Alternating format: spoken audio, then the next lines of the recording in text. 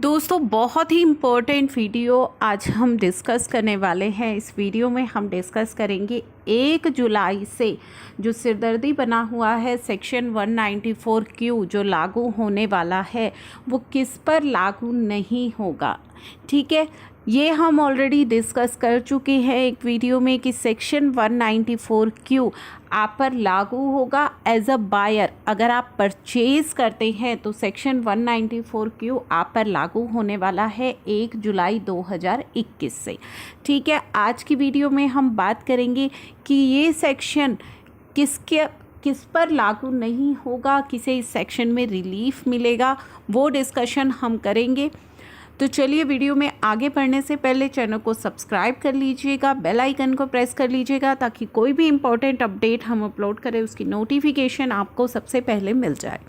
Section 194Q buyer पर लागू होगा जो कि परचेज़ कर रहा है।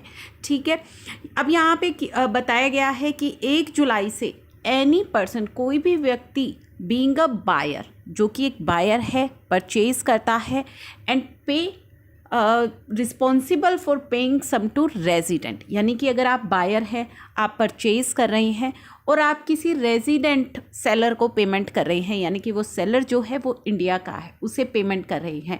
अगर वो रेजिडेंट नहीं है, अगर आपका सेलर रेजिडेंट नहीं है तो आप पर सेक्शन 194Q एप्लीकेबल नहीं होगा। ये तब होगा जब आप पे कर रहे हैं रेजिडेंट को। ठीक है, एक तो फर्स्ट पॉइंट तो ये आपको क्लियर हो गया। सेकंड, जो सबसे बड़ा पॉइंट है, आप पे कर रहे हैं for purchase of goods of value और aggregate of such value exceeding 50 lakh rupees in any previous year at the time of credit of such sum to the account of seller, यानी कि आपकी जो गुड्स की वैल्यू है वो 50 लाख से अधिक होनी चाहिए।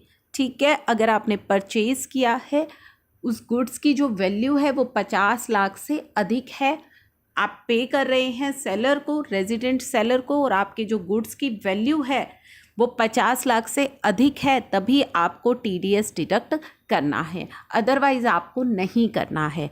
ठीक है, एक तो आपको रेजिडेंट सेलर होगा तभी करना है, अदरवाइज़ आपको नहीं करना है। गुड्स की वैल्यू 50 लाख से अधिक है तभी आपको TDS डिडक्ट करना है, अदरवाइज़ नहीं करना है। अब सबसे ज़्यादा इम्पॉर्टेंट क्या है, 50 लाख से अधिक आपके गुड्स की वैल्यू है तो क्या आपको TDS डिडक्ट करना है? जी नहीं। पहले आपको एक इम्पॉर्टेंट कंडीशन चेक करनी है। मान लीजिए आपकी 50 लाख से ज़्यादा की वैल्यू हो गई गुड्स की परचेज़ की इस साल, लेकिन तब भी आप TDS डिडक्ट करने के लिए लायबल नहीं होंगे अगर आपका टर्नओवर प्रीसीडिंग फाइनेंशियल ईयर में, यानी कि मार्च 2021 जो हमारा फाइनेंशियल ईयर एंड हुआ है, अगर आपका टर्नओवर पिछले फाइनेंशियल ईयर में 10 करोड़ से कम था तो आप TDS डिडक्ट नहीं करेंगे। भले ही आपकी जो परचेज़ है ऑफ गुड्स वो 50 लाख से अधिक हो गई है तो भी आप TDS डिडक्ट नहीं करेंगे अगर पिछले फाइनेंशियल ईयर में आपका टर्नओवर 10 करोड़ से कम था। तो ये आपके लिए बहुत ही इम्पोर्टेंट रिलीफ है। वो सभी बायर्स यहाँ पे बच गए हैं जिनका प्रीसीडिंग फाइनेंशियल ईयर में 10 करोड़ से कम का टर्नओवर था। तो ये काफ़ी इम्पोर्टेंट यहाँ पे रिलीफ आप सभी को मिल गया है।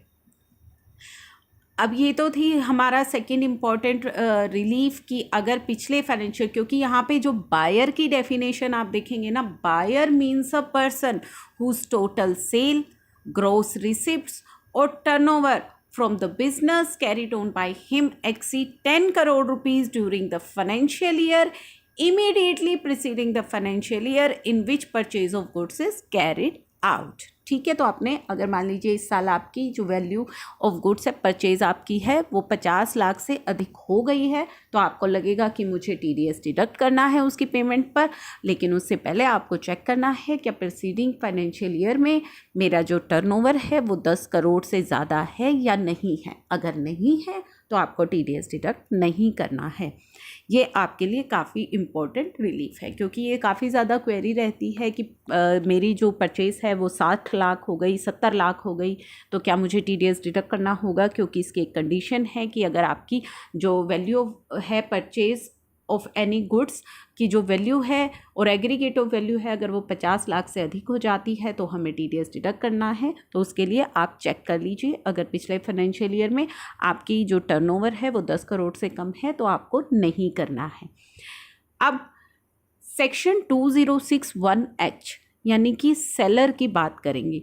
दोस्तों, आप परचेज़ कर रहे हैं और आपका जो सेलर है अगर उस पर भी 2061H एप्लीकेबल हो रहा है और आप पर सेक्शन 194Q एप्लीकेबल हो रहा है, मान लीजिए आप एज अ बायर, आपकी पिछले साल 10 करोड़ से ज़्यादा की टर्नओवर थी, 50 लाख से अधिक की वैल्यू को आप जो है परचेज़ कर चुके हैं, अब आप पर सेक्शन 194Q एप्लीकेबल हो गया। सिमिलरली हो सकता है आपके सेलर पर भी, जिससे आपने परचेज़ की है, उस पर 2061H जो है वो एप्लीकेबल हो गया हो, क्योंकि वो ऑलरेडी सेक्शन इम्प्लीमेंट है और वो ऑलरेडी जो है आपका TCS कलेक्ट कर रहा हो। तो ऐसे केस में क्या होगा, बड़ी समस्या हो जाएगी। वो आपका TCS वो आपसे कलेक्ट करेगा, आप उसका TDS डिडक्ट करोगे, तो क्या ये होगा? तो उस सेक्शन में, उस केस में दोनों सेक्शन एप्लीकेबल नहीं होंगे। आपको ये ध्यान रखना है, उस केस में कौन सा सेक्शन एप्लीकेबल होगा वो आपको समझना बेहद ज़रूरी है। तो दोस्तों, आपका जो ये सेक्शन है 194Q, ये कहता है कि अगर आपके ऊपर सेक्शन 194Q एप्लीकेबल है, यानी कि आपको TDS डिडक्ट करना है, आपके ऊपर ये सेक्शन एप्लीकेबल है, तो ऐसे केस में आपको क्या करना है? आपको तो TDS डिडक्ट करना पड़ेगा अगर आपके ऊपर ये सेक्शन एप्लीकेबल है तो, क्योंकि अगर आप इसकी रिलैक्सेशन देखेंगे तो इसकी रिलैक्सेशन में कह दिया है कि आपका अगर कि 206 के अंदर TCS कलेक्ट हो रहा है तो आप पर ये सेक्शन एप्लीकेबल नहीं होगा। लेकिन 2061H अगर आप पर एप्लीकेबल है, यानी कि 2061H जो हमारा TCS वाला सेक्शन है वो अगर आप पर एप्लीकेबल हो रहा है तो आपको यहाँ पे TDS डिडक्ट करना होगा। तो 194Q में तो कहीं भी कोई रिलैक्सेशन नहीं है। अगर 2061H यानी कि TCS ऑन सेल वाला सेक्शन आप पर लग रहा है तो भी आप TDS काटेंगे। लेकिन जो हमारा TCS ऑन सेल्स वाला सेक्शन है 2061H, वो कहता है कि अगर आपका TDS किसी सेक्शन में कट रहा है तो आप ये सेक्शन अप्लाई मत कीजिए। तो आपका जो सेलर है उस पर 2061H एप्लीकेबल नहीं होगा अगर आप 194Q में TDS काट रहे हैं तो एक ही सेक्शन में जो है टैक्स लगेगा, वो लगेगा 194Q के अंदर, क्योंकि 2061H कहता है कि अगर कहीं भी आपका TDS डिडक्ट हो रहा है तो 2061H आप एप्लीकेबल, आप वहाँ पे TCS कलेक्ट मत कीजिए। तो अब आई होप यहाँ पे आपको क्लियर हो गया है कि अगर आपको 194Q में TDS काटना है तो आपका सेलर आपसे TCS कलेक्ट नहीं करेगा। तो ये कुछ चीज़ें थी जो इस सेक्शन को लेकर इम्पॉर्टेंट थी। कहाँ ये सेक्शन एप्लीकेबल नहीं होगा? जिन बायर्स का भी प्रीवियस ईयर में टर्नओवर 10 करोड़ से कम है उन्हें अभी टेंशन लेने की ज़रूरत नहीं है, उनके लिए ये सेक्शन अभी एप्लीकेबल नहीं होगा।